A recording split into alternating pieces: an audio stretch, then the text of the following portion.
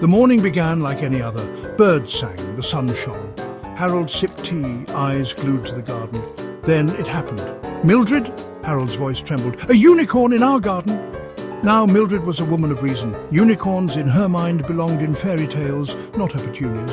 Harold insisted. "White as snow, golden horn, it ate our roses." Mildred sighed. Her husband, though dear, had an active imagination. "Harold," Mildred said gently. "Perhaps it was a squirrel with a horn," he scoffed. "Mildred, you wound me." The day went on. Harold, convinced, drew pictures of the unicorn. Mildred, amused, started hiding his gardening tools. Later, Harold swore he saw the unicorn again, this time wearing a flower crown. Mildred suggested a nap. Determined to prove Mildred wrong, Harold hatched a plan. He'd capture the unicorn. With what? Mildred didn't ask. Harold spent the next day building a trap. A plate of sugar cubes, unicorn bait, sat temptingly inside a cardboard box propped up by a stick. Mildred watched, a smile tugging at her lips.